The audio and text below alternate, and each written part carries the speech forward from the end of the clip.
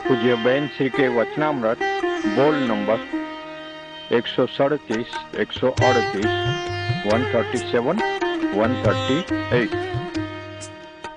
नमो अर्यंताणम नमो सिद्धाणम नमो आयर्याणम नमो उवज्जायाणम नमो लोये सवसावणम नमो समय साराय स्वानुभूत्या चकास्ते चित्त भावाय भावाय सर्वभावांतरचिले मंगलम भगवान वीरो मंगलम गौतमो गणि मंगलम कुंद कुंदार्यो जैन धर्मोस्तु मंगलम सर्व मंगल मांगल्यम सर्व कल्याण कारकम प्रधानम सर्वधर्माणम जैनम जयतु शासनम ओंकार बिंदु संयुक्तम नित्यम ध्यायन्ति योगिनो कामदम मोक्षदम चैव ओंकाराय नमो नमः। पूज्य बेन श्री के वचनामृत वचनामृत नंबर है 137, 137, 137। चैतन्य परिणति तेज जीवन છે। બહારનું તો અનંત વાર મળ્યું, એ કઈ અપૂર્વ નથી, પણ અંદરનો પુરુષાર્થ એ જ અપૂર્વ છે। બહાર જે સર્વસ્વ મનાઈ ગયું છે તે પલટી ને સ્વમાં સર્વસ્વ માનવાનું છે। ये सही क्या झूठ क्या? नहीं कहते हैं कि जिंदगी कितनी लंबी जिए उसका कोई महत्व नहीं है, कैसा जिए उसका महत्व है। ऐसा जीवन तो है, लेकिन दुखमय जीवन का क्या फायदा? हम जिंदा रहे लेकिन निरंतर दुखी दुख दुखी दुख दुखी दुख, क्या मतलब? इससे तो नहीं बोलते हैं बहुत दुखी होते हैं तो इससे तो मर जाना अच्छा। ये जीवन का कोई वैल्यू नहीं। जीवन अगर दुखमय है, अशांतिमय है, आकुलतामय है, इच्छा करते जाओ और सफल न हो, हमको अशांति अशांति अशांति रहे निरंतर, ऐसा क्या जीवन है? जीवन है तो सच्चा जीवन तो चैतन्य परिणति वाला जीवन है। अनंत सिद्ध भगवान चैतन्य परिणति में है, अनंत सिद्ध भगवान है, सारी दुनिया है उनके ख्याल में। चलायमान नहीं, दौड़ायमान नहीं, आकुलतामय नहीं, परम शांत, परम शांत, वो जीवन है। इसमें कभी आनंद का कभी ब्रेक नहीं आने वाला है, निरंतर निरंतर आनंद आनंद आनंद आनंद आनंद। ऐसे एक नहीं, दो नहीं, कितने सिद्ध भगवान है। वहां एक नगरी है दुनिया के अंदर, वर्ल्ड में एक ऐसी कि जहाँ अनंत सिद्ध भगवान, न कोई छोटा है न कोई बड़ा है, सबको केवल ज्ञान, सब परम शांति में रहते हैं, उनको कोई तकलीफ नहीं किसी बात, कोई कसाय नहीं है वहां पर, कोई टेंशन नहीं है, आदि व्याधि उपाधि कुछ नहीं, शरीर का भी बोझा नहीं है उनको, न रागादि भाव है, न एक परमाणु मात्र कभी स्पर्शता है, टोटल चैतन्य बॉडी है बिल्कुल, और निरंतर ज्ञाता दृष्टा ज्ञाता दृष्टा ज्ञाता दृष्टा ज्ञाता दृष्टा, उपयोग निरंतर स्वरूप में है। ये जो जीवन है वो जीवन है, क्योंकि इसमें अंश मात्र भी अशांति नहीं, वही जीवन है। और आर्यन भगवान और इसके अलावा जो आचार्य उपाध्याय साधु निरंतर ऐसा जीवन पाने का प्रयत्न करते हैं। बाहर में तो जिसको तुम चाहते हो अनंत बार मिला है, कई बार स्वर्ग में देव बन के आया है, जो चाहा वो मिला है, संयोग पूरे मिले हैं, एक दो नहीं, करोड़ों अप्सराओं का तुम स्वामी बने हो स्वर्ग के अंदर,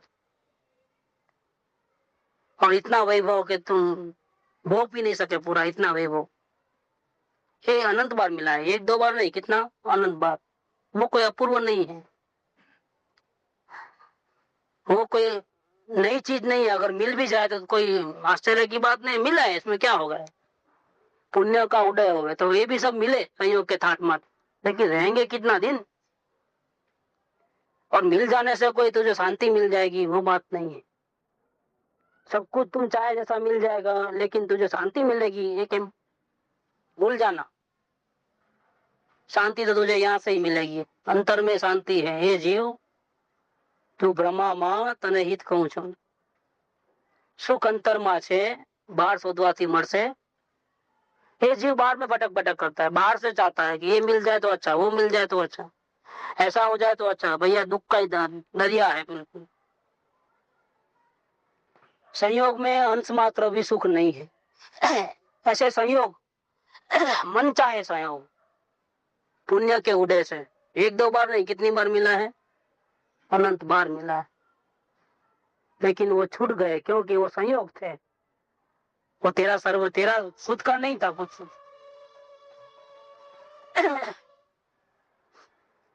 तेरा खुद का नहीं था वो, ये सुख तेरे में से नहीं आया था, तेरा रूप नहीं था वो, तेरा स्वरूप स्वभाव में से नहीं आया था। ये कल्पना का सुख था। संयोग अच्छे हुए और हम राजी हो गए, ये कल्पना का सुख था। क्योंकि बहुत आसान थे और इच्छा तय करी थी, इसके कारण दुख हुआ था। फिर वो संयोग मिला तो इतना दुख कम हुआ, सुख नहीं मिला, क्या हुआ, दुख कम हुआ। दुख कम होते ही उसको ऐसा लगा जैसे शांति हो गई।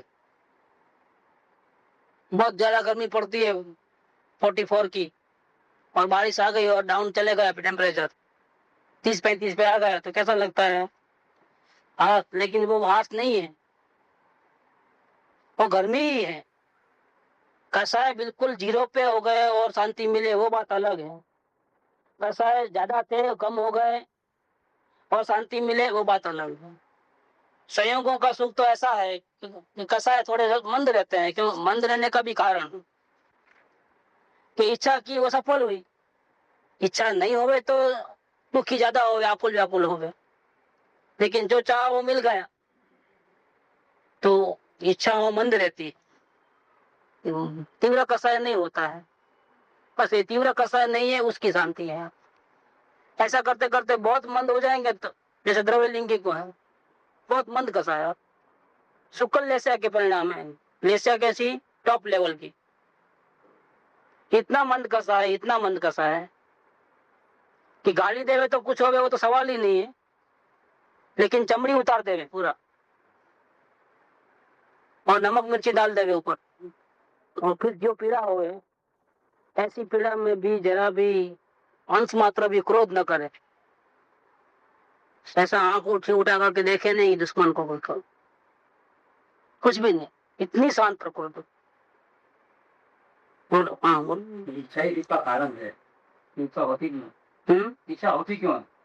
इच्छा मोह के कारण होती है। वो तो हमारा विषय चला अभी 23 दिन तक, यही एक ही विषय मोक्ष में प्रकाश। इसमें अलग अलग ढंग से पंडित जी तोरलमल जी ने बहुत खुलासा किए कि संसार दुख का मूल कारण क्या। प्रथम तो कर्मों की अपेक्षा से लिया था, 8 कर्मों की दृष्टि से, तो उसमें पूरा डिटेल से बताया एक एक कर्म का अलग अलग। फिर 4 गति की अपेक्षा से लिया, एक इंद्रिय से लेकर के मन बिना के प्राणी जितने भी थे, एक इंद्रिय तीर्यंश उसका लिया। फिर मन वाले में 4 गति लिया, तीर्यंश, नरक, देव और मनुष्य। इनमें किस किस परिणाम से कैसे कैसे जीव दुखी होते हैं वो बात ली। और फिर दुख का सामान्य स्वरूप बताया। दुख का लक्षण क्या, हमको कैसे मालूम हम दुखी है कि सुखी है। कि तेरे को आकुलता हो रही है, तू दुखी है। आकुलता क्यों हो रही है, कि इच्छा है बोल के हो रही है। मतलब इच्छा वाले सब प्राणी दुखी है, चाहे वो राजा हो, चाहे वो कोई भी हो, भिखारी हो। इच्छा है, खत्म, दुखी। इन इच्छाओं का 4 प्रकार बताए। एक विषय ग्रहण, दूसरा कषाय, तीसरा रोगादि की पीड़ा सहन नहीं होवे तो दूर होने का जो भाव होवे वो, और चौथा जो जबरदस्त है वो, कि सभी इच्छाएं पूरी होती है वो जीव दुखी है। क्या सारी की सारी इच्छा पूरी होवे, 5 इंद्रियों की सब की सब, वो जीव महा दुखी है। वो दुखी क्यों है, उसके तो सब वो मिल जाता है, तो मिल जाता है, लेकिन उसके लिए उसको इच्छा करनी पड़ती है तो मिलता है। इच्छा रहित रूप से नहीं मिलता है, तो इच्छा है वही दुख का कारण है।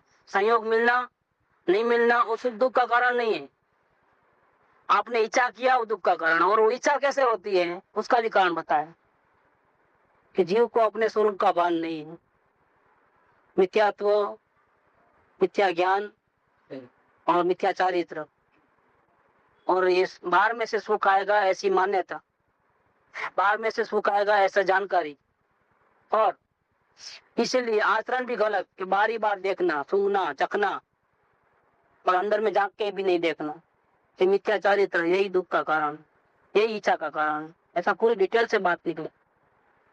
मोक्ष में प्रकाशक का तीसरा अधिकार पूरा कंप्लीट किया ऐसा, बीच बाद में ये लिया वापिस। इच्छा मोह के कारण, मतलब स्वरूप को नहीं जानने से, अपने स्वरूप को नहीं जानने से इच्छाएं होती। अपने स्वरूप को जाने तो मिलेगा तो भागेगा, मुझे नहीं चाहिए नहीं चाहिए। ये दुनिया पूरी की पूरी सोने की हो जाए हमारे लिए घास के तिनके के बराबर है। हमारे पास कोई कम नहीं है और हमको ये बाहर कर लेकर के संभालना है। जैसे आपके पास तिजोरी में फूल है, बिल्कुल समझो पैसे। अब आप सद्धर हो तो क्या करते हैं, बैंकों पे विश्वास नहीं है लोगों को। हमारा ये 10,000 रुपया आपके पास जमा रखो, जब चाहिए तब ले लेंगे। कि ब्याज, कि नहीं ब्याज की जरूरत नहीं, आपके पास संभाल के रखो। भाई संभाल के रखना बोझा है।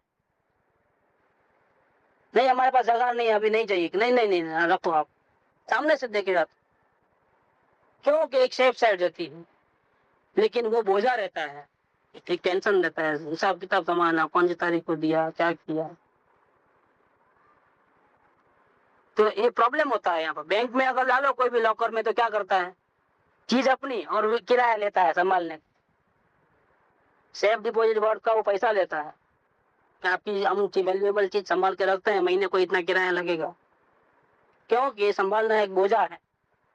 ऐसे ज्ञानी को अपनी समृद्धि दिख जाने के बाद, अपने में परिपूर्णता देखने के बाद, बाहर में से कुछ ज्यादा मिले, प्रपंच बढ़े, ये हमको नहीं चाहिए।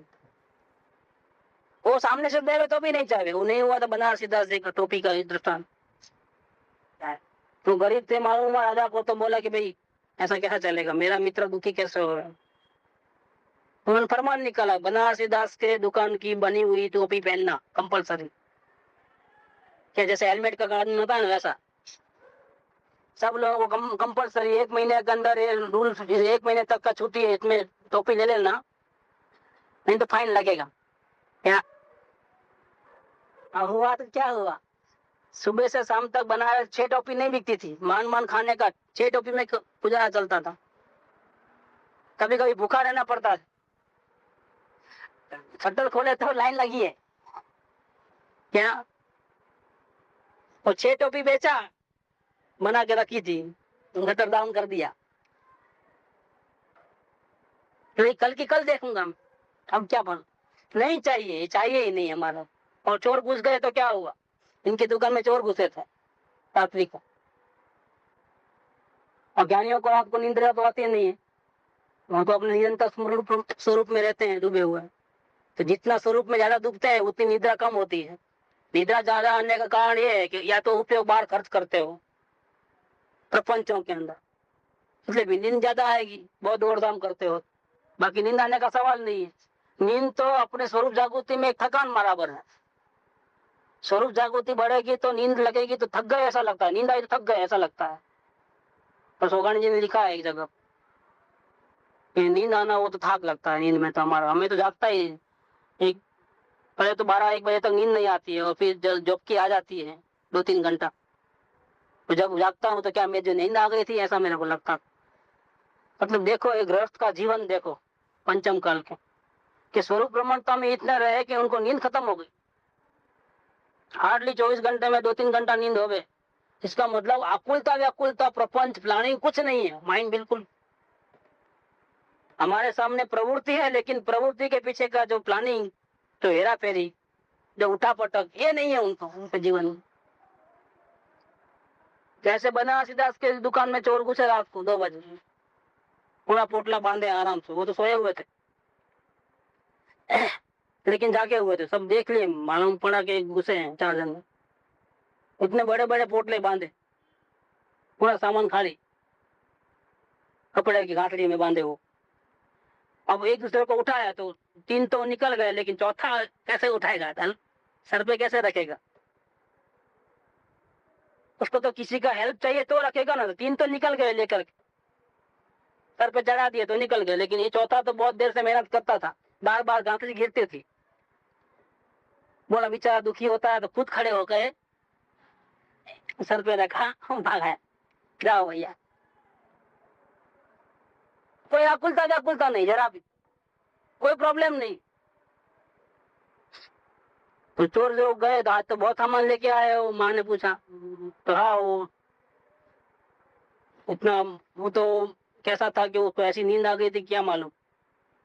तो बोला नहीं, नींद नहीं, वो जाग रहा था। चौथा बोला कैसे, लेकिन बेवकूफ था।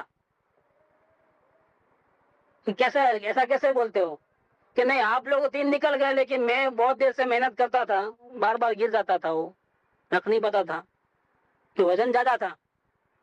उसने उठाकर मेरे सर पे रखा और मैं आया। ये इस तो तुम किसकी दुकान में गए थे, माँ ने पूछा। कहीं भगत की दुकान में तो नहीं गए ना?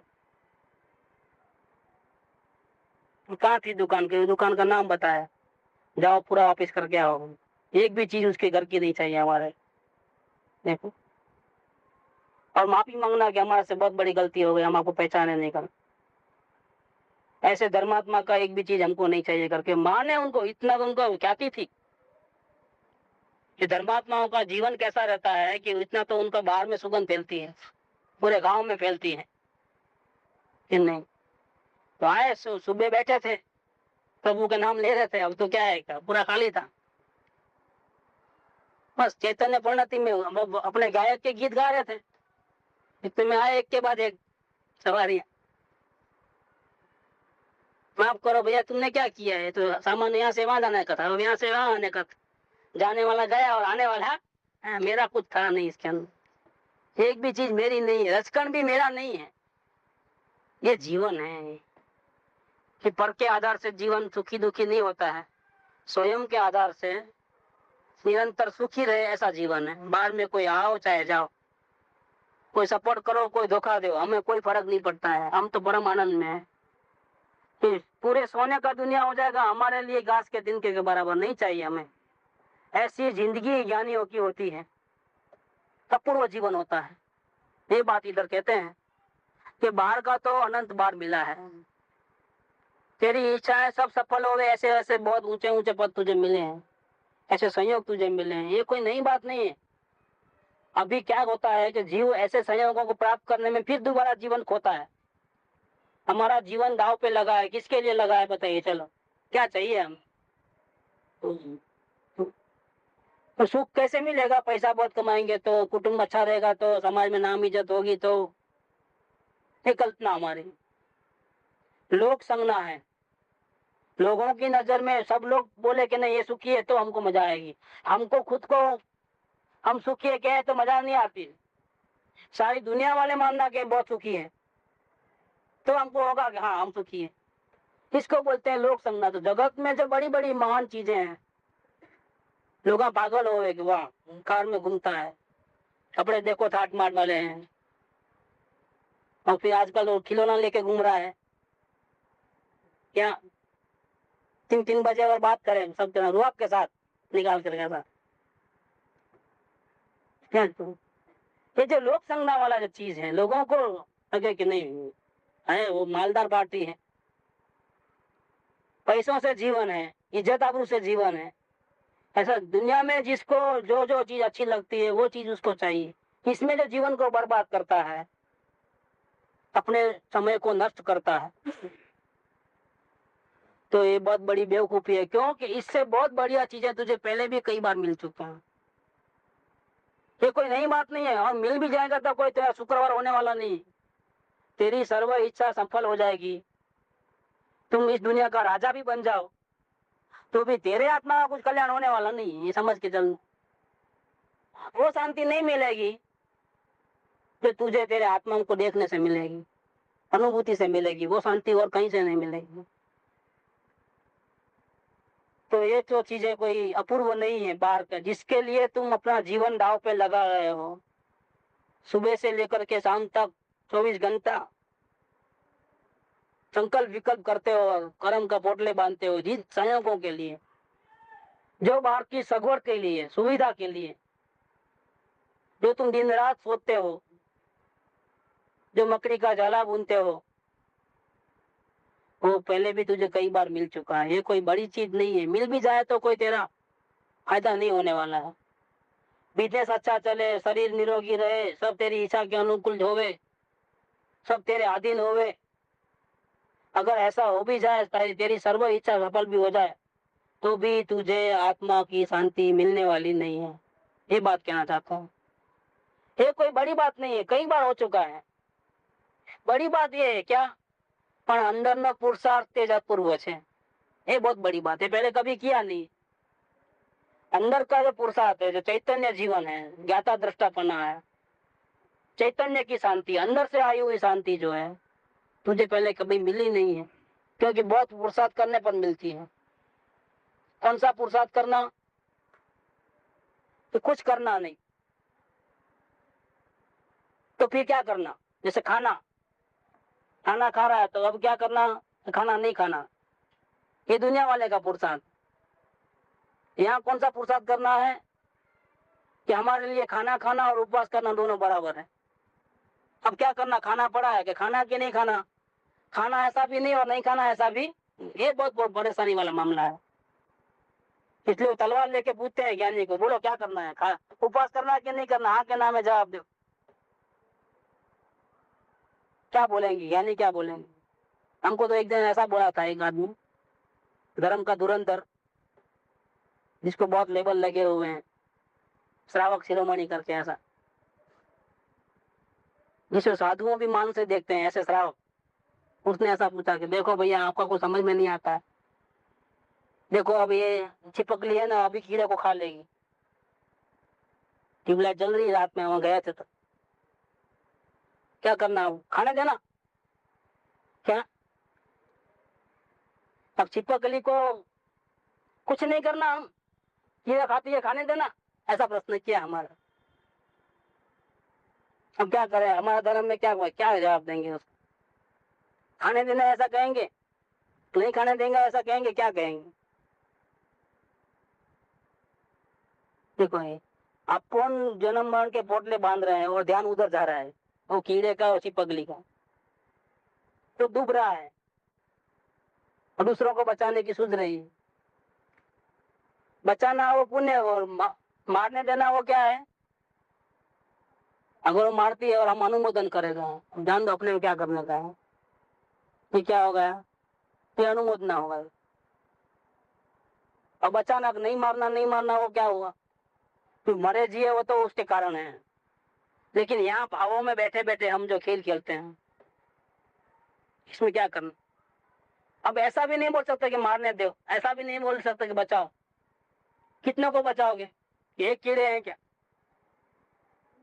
इतने सारे कीड़ों को बचाना तो एक छिपकली को मारोगे तो ऐसे कई छिपकली को मारना पड़ेगा, एक थोड़ी है। क्या करोगे कि करना नहीं करना नहीं है? खाना के उपवास करना कि खाना भी नहीं उपवास भी नहीं करना, तो क्या करना? ऐसा एक न्यूट्रल जो उपवास, जो पुरुषार्थ है, वो मेन चीज है। सही पुरुषार्थ में करना और नहीं करना दोनों भी खत्म हो। तो करना माने राग, नहीं करना माने द्वेष, ये दोनों खत्म है और ज्ञाता दृष्टामय जीवन है, उसका नाम पुरुषार्थ। ये पुरुषार्थ कभी नहीं किया जीव ने। कभी तो क्या किया कि स्वर्ग में चले गया, भोगों को भोगा, और कभी क्या हुआ, भोग मिले तो भी सबको छोड़ करके जंगल में चले गए, साधु बन गए। ये दोनों में गलती हो गई। क्या गलती हुई कि ज्ञाता दृष्टा भाव में नहीं रहा। ज्ञाता दृष्टा भाव में रहना, करना और नहीं करना दोनों से हट जाना, खाना और उपवास करना दोनों से हट जाना, मारना और बचाना दोनों से हट जाना, और ज्ञाता दृष्टा भाव में रहना, वो एक पुरुषार्थ है। यही चैतन्य परिणति है, यही जीवन है, यही अपूर्व है। हमारे पंच परमेष्ठी क्या कर रहे हैं, फिर परमात्मा क्या कर रहे हैं? उनको नहीं दिखता है नरक के अनंत जीव कैसे कैसे दुखी होते हैं। कई तो उनके माँ बाप होंगे भूतकाल के, इसमें यहाँ कई तीर्थ लोग होंगे जो बहुत दुखी होते हैं। फिर सब देखते नहीं होंगे, उनके ज्ञान में नहीं होगा, फिर क्या करते हैं? आकुल व्याकुल होते हैं। पूजा करने वाले ही बहुत है, तो क्या वो दुखी होते हैं तो क्या करते हैं? बचाने जाते हैं क्या कि हमारे भगवान ऐसे हैं कि उनकी पूजा करने वाला, उनका रोज नाम थाम स्मरण करने वाला, पूजा भक्ति करने वाला, अगर उसके पूर्व पाप कर्मों के उदय से दुखी होता हो तो भगवान ऊपर से आकर के उसको सुखी करते हैं क्या? तो नहीं, संयोगों का सुख मांगता है वो तो भगवान का पुजारी ही नहीं है। भले ही भगवान भगवान करे और बहुत पूजा भक्ति करे, लेकिन संयोग चाहिए, संयोग का सुख चाहिए। और वितराग का भक्त ही नहीं है, वितराग का भक्त कुछ मांगता ही नहीं है। मतलब कैटेगरी प्रॉब्लम है। तो आपने पुतली और जीव का जो उदाहरण है, तो दोनों जीव अलग है, अलग है। अगर कुत्ते शरीर पर कुछ हो उस टाइम में यहाँ पर प्रभाव पैदा हाँ, वो ज्यादा पुरुषार्थ लगता है, लेकिन वो पुरुषार्थ भी अपने अभ्यास के द्वारा वृद्धिगत होता है। ऐसा नहीं है कि चौथे गुण स्थान में ही आत्मा का दर्शन होते ही ऐसा पुरुषार्थ जागृत हो जाए। इतना पुरुषार्थ जागृत हो गए कि 3 कसाई की चौकड़ी हो जाए, फिर वो नहीं भागेगा।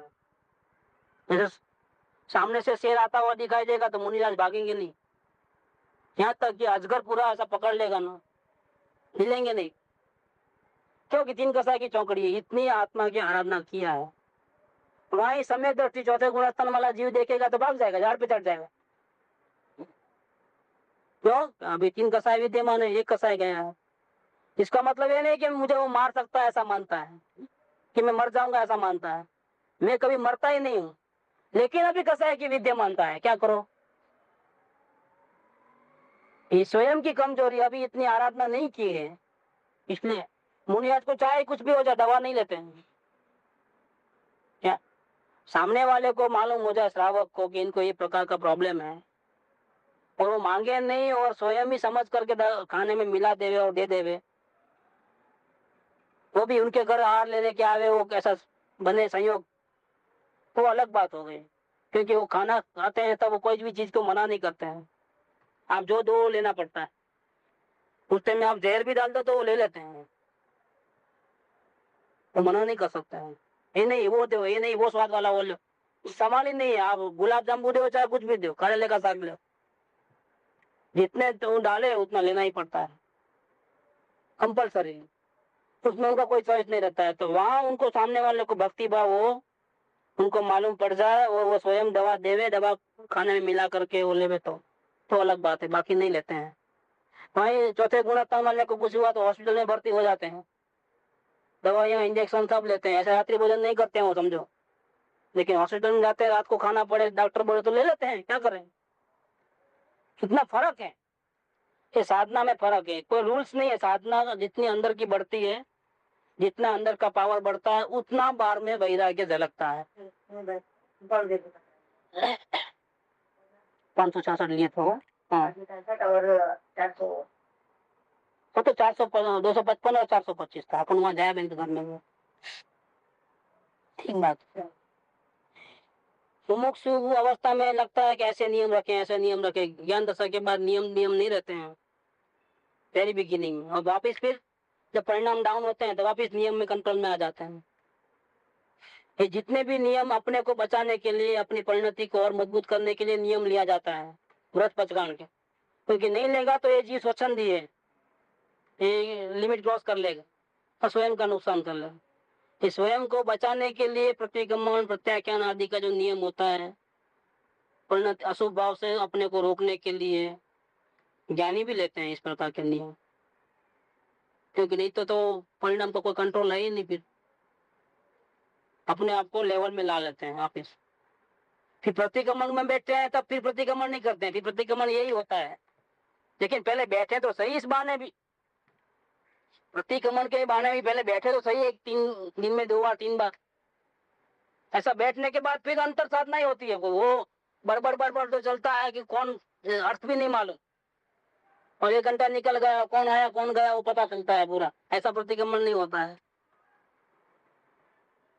ऐसे नियम वगैरह हमने आ जाते हैं, तो कृपालु के जीवन में भी उनके पत्रों से मालूम पड़ता है कि ज्ञान दशा के बाद परिणति इतनी उग्र हो गई कि नियम की कोई जरूरत ही नहीं रही।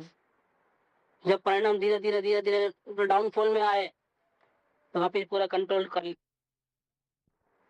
राग द्वेष रहित जो परिणति है, और सिर्फ जानने देखने मात्र परिणति है, वही सच्चा जीवन है। क्योंकि वही सुख है, उस वक्त सुख मिलता है। राग द्वेष करते वक्त, करूं नहीं करूं करते वक्त अशांति होती है। अशांतिमय जीवन को जीवन कहते ही नहीं। बाहर का तो अनंत बार मिला है, वो कोई नई चीज नहीं है, लेकिन अंदर का पुरुषार्थ है ज्ञाता दृष्टा भाव में रहना, हर परिस्थिति में उदासीन ज्ञाता रहना। परिस्थिति चाहे जैसी हो, आप रिएक्शन नहीं देना, अच्छा नहीं बोलना, बुरा नहीं बोलना, और जानकारी में रहना सब चीज, लेकिन अच्छा बुरा नहीं लगना। ये जो अंदर का पुरुषार्थ है वो बहुत अपूर्व है।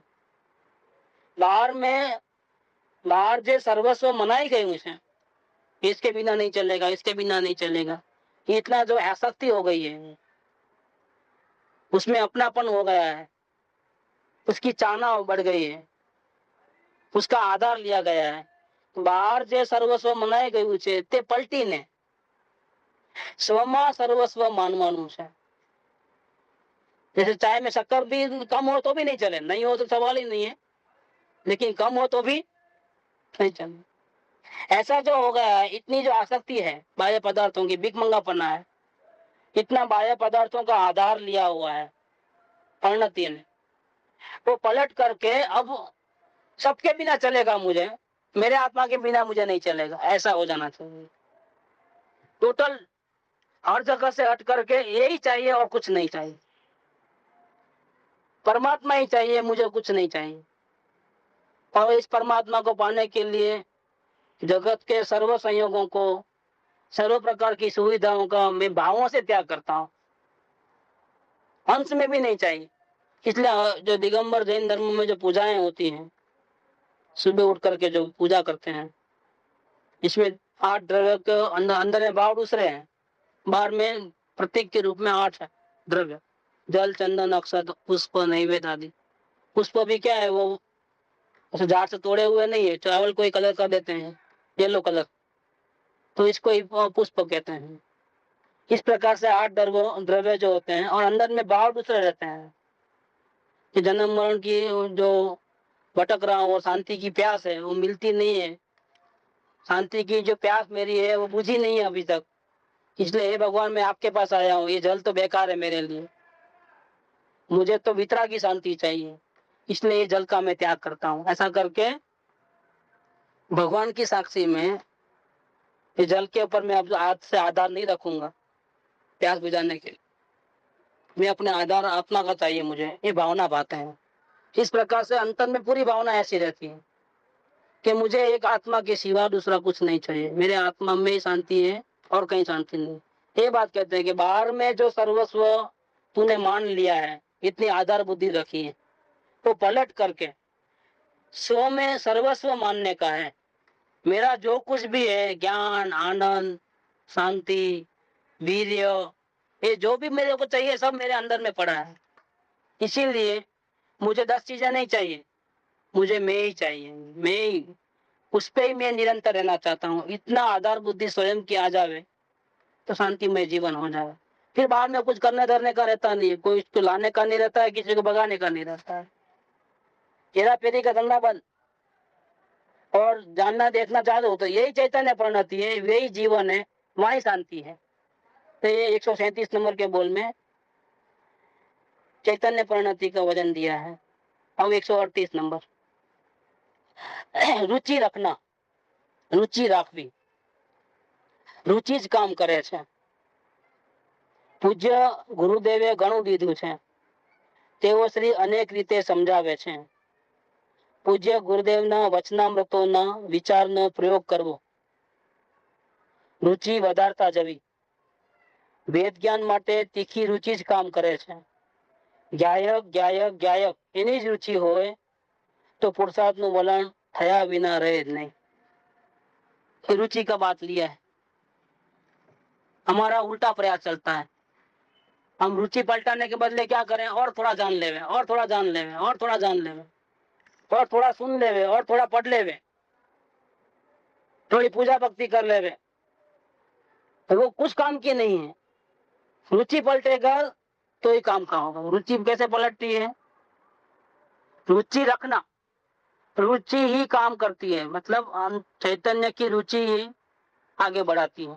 नॉलेज कम हो, शास्त्रों का ज्ञान जान पाना न हो, पूजा मंत्र तंत्र नहीं आते हो, बाद में कोई इतना जबरदस्त त्याग वैराग्य न हो, वो कोई बात नहीं है, क्योंकि वो रहते हैं वो भी जीव फेल होता है। असल में चाहिए चैतन्य की रुचि, रुचि जहाँ होती है वहां काम होता है। जैसे संसार की रुचि है तो हम 24 घंटा भी कम होते हैं, अभी 25 घंटा होवे तो भी वो लगा देगा, किधर लगाएगा वो। अब कल से ऐसा चमत्कार हो जाए कि अभी 24 नहीं 25 घंटा, क्या तो वो 1 घंटा कहाँ जाएगा? जहां रुचि होगी वहां जाएगा। संसार में सत्संग के भी माहौल है और कुसंग के भी माहौल है और असत्संग के भी है। जीव कहाँ जाता है? दोनों उसी टाइम में है तो जीव जाता कहाँ है?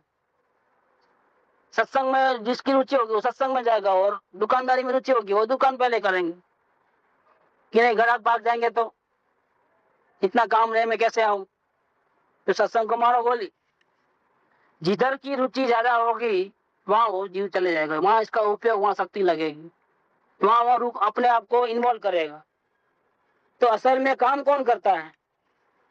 सबका बेज क्या?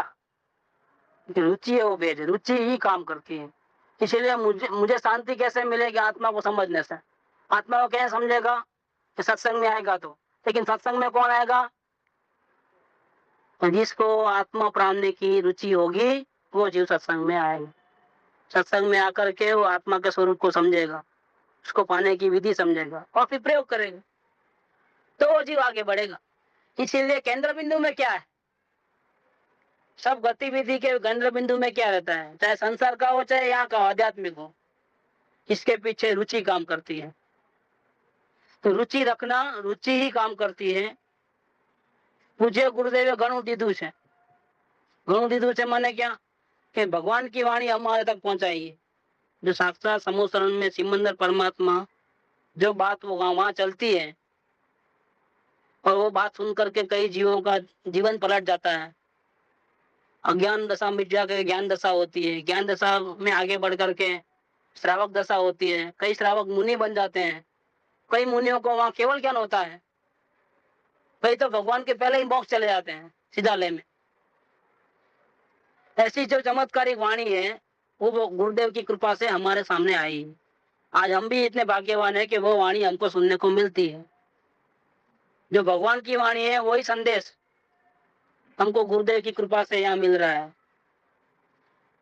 वो मिल रहा है लेकिन हमारे को असर क्यों नहीं होती? वहां तो इतने जीव तिर जाते हैं, फिर हमारे को वही बात मिली है तो हमें क्यों फर्क नहीं आता है? गलती कहाँ हो गई कि गुरुदेव ने कुछ छुपाया है? नहीं, वो बात नहीं है। कुछ उल्टा सुल्टा मिक्सर करके बताया है कि वो बात भी नहीं है।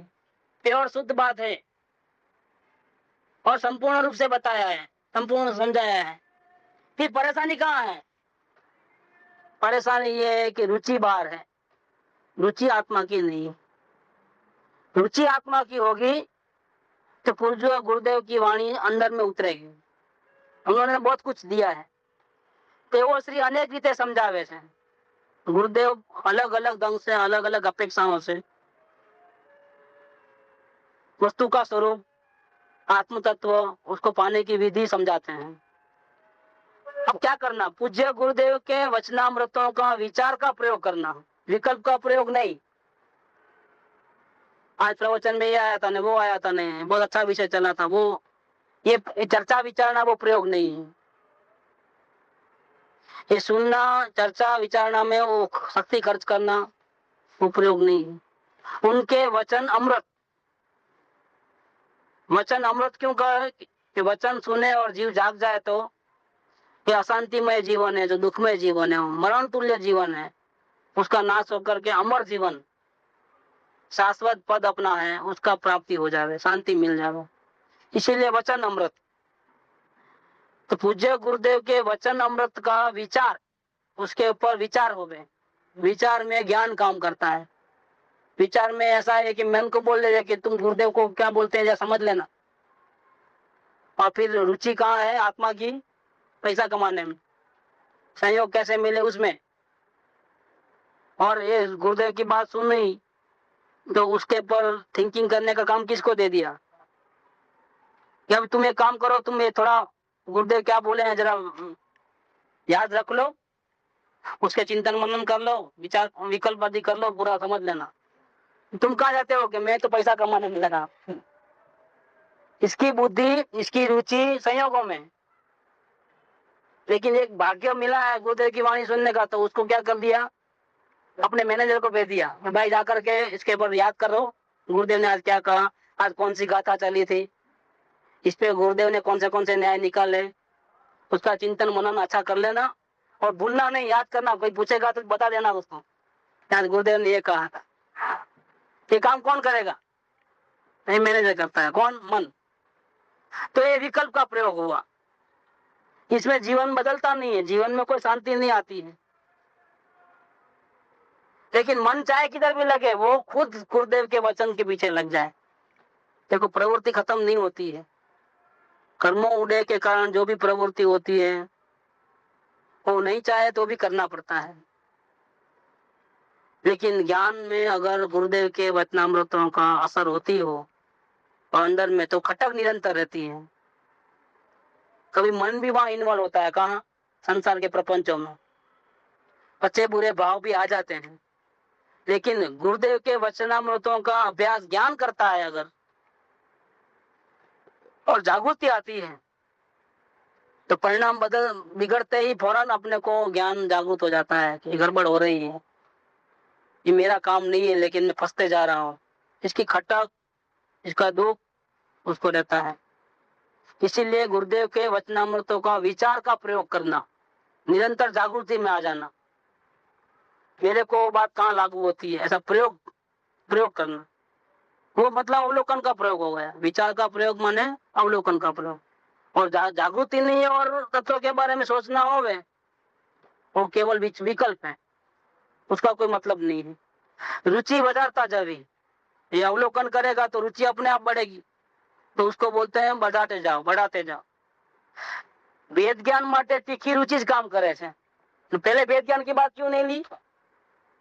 पहले गुरुदेव के विचार का, वचनामृतों का विचार का अभ्यास करना, सीधा वेद ज्ञान की बात नहीं ली। पहले वो क्रम देखो कि पहले गुरुदेव के वचनामृतों का विचार का प्रयोग करना और बाद में रुचि बढ़ते जाएगी। ऐसा करते करते जब रुचि टॉप लेवल पे आ जाएगी,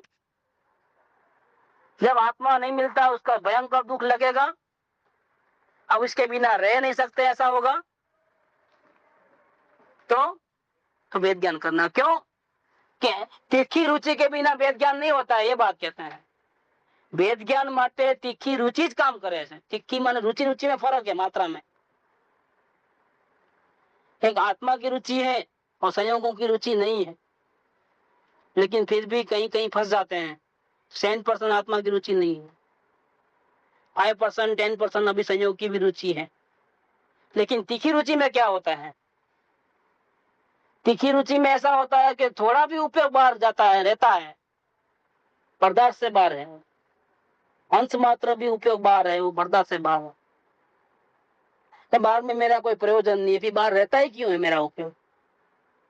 यहाँ तक कि सत्संग में मजा नहीं आती है, भक्ति में मजा नहीं आती है। ये परिणाम जब वेद ज्ञान के योग्य होते हैं तब क्या होता है, इसकी बात चलती है कि इतना भी जो उपयोग, सत्संग में भी जो उपयोग बाहर जाता है, वेद ज्ञान जब करना होता है तब नहीं रुचता है। मुझे परिणति ढीली होती है, तब फिर वो सत्संग ही कार्यकारी है। अनुभव के पहले और अनुभव के बाद में वो अपना एक बोल आ गया था, शायद 85 नंबर का होगा। लेकिन उस वक्त क्या, उस वक्त तो कुछ भी अच्छा नहीं लगता है। हाँ जो 85 नंबर, शुद्ध द्रव्य ऊपर दृष्टि देता सम्यक दर्शन અને सम्यक ज्ञान प्रगटे છે। ઠીકાણી ધ્રુવ આત્મા પર દ્રષ્ટિ દેતા તે ન પ્રગટે ત્યાં સુધી નંબર 1 અને પછી પણ, એટલે પ્રગટી ગયા પછી પણ દેવશાસ્ત્ર ગુરુનો મહિમા સ્વાધ્યાય આદि સાધન હોય છે। जब तक स्वरूप प्रकट नहीं हुआ है तब, और स्वरूप प्रकट हो जाने के बाद, तो बीच का जो अवस्था है वो स्वरूप प्रकट होता है, वो अवस्था है। उस वक्त नहीं, पहले और बाद में, लेकिन उस वक्त नहीं। जब सम्यक दर्शन होता है उस वक्त नहीं, ये बात देना। शुद्ध द्रव्य के ऊपर दृष्टि देने से सम्यक दर्शन और सम्यक ज्ञान प्रकट होता है। लेकिन पहले और बाद में क्या, कि पहले और बाद में देवगुरु शास्त्र की महिमा सत्संग आदि होता है, उस वक्त नहीं, ये बात लिया 85 नंबर में। और यहाँ पर भी ये बात कहते हैं कि वेद ज्ञान माटे तीखी रुचि ज काम करे छे। इतनी तीखी रुचि नहीं है, वो तीखी रुचि का स्वरूप क्या? सत्संग भी नहीं सुहाता है, भगवान के दर्शन करना नहीं सुहाता है, भक्ति भाव नहीं सुहाता है। इसका मतलब संसार में रुचता है वो बात नहीं कहना है, नहीं तो अभी जवाब पलटेगा आप। चलो अच्छा है, तीखी रुचि का स्वरूप क्या? तीखी रुचि में तो अपने परमात्मा का दर्शन किए बिना एक सेकंड भी बीतती है और बर्दाश्त से बाहर है। बर्दाश्त से बाहर माने क्या कि नहीं बहुत अंदर में तकलीफ होती है, कहीं सुहाता नहीं है, वो बात नहीं है, ये काफी नहीं है। जब दुख अंदर में बढ़ता है तो चेहरों पे आता है, और बढ़ता है तो क्या होता है, अंदर में जो खटक है वो बढ़ती है तो उदासीनता आती है, कहीं रुचता नहीं है, मालूम पड़ता है दूसरों को भी, इसका ध्यान कहीं और है।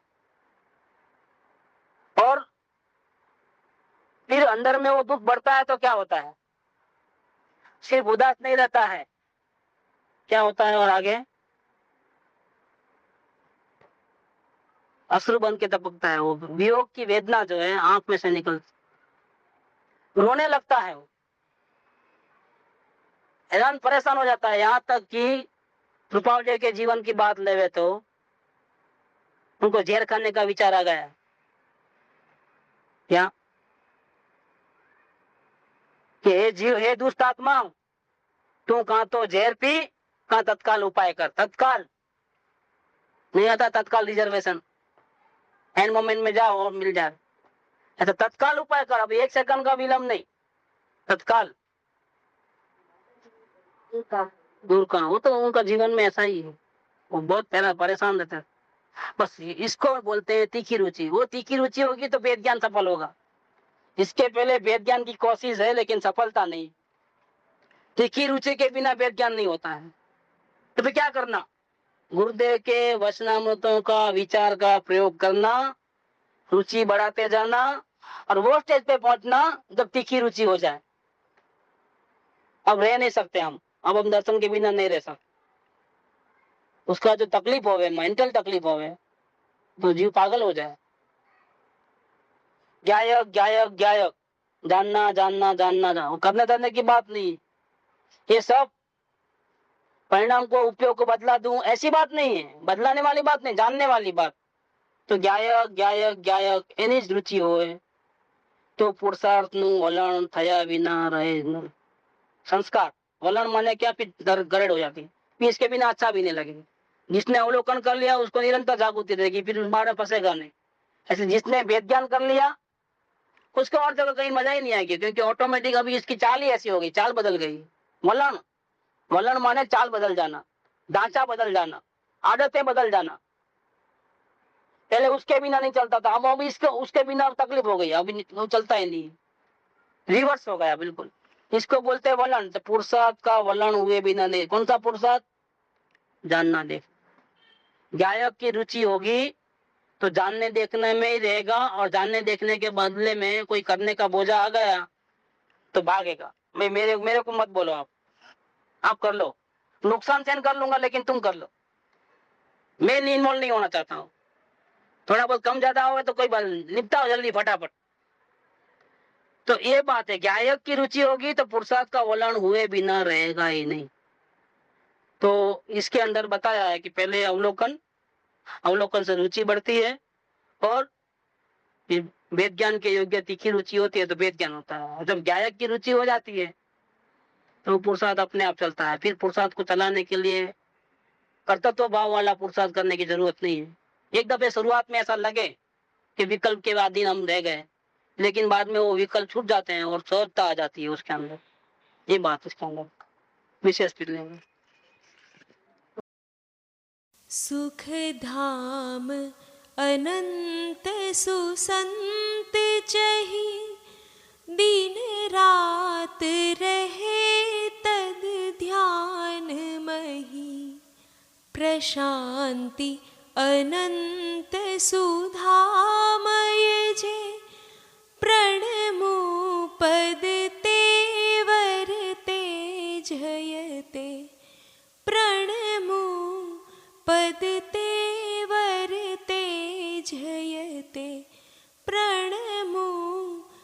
पद तेवर तेजहि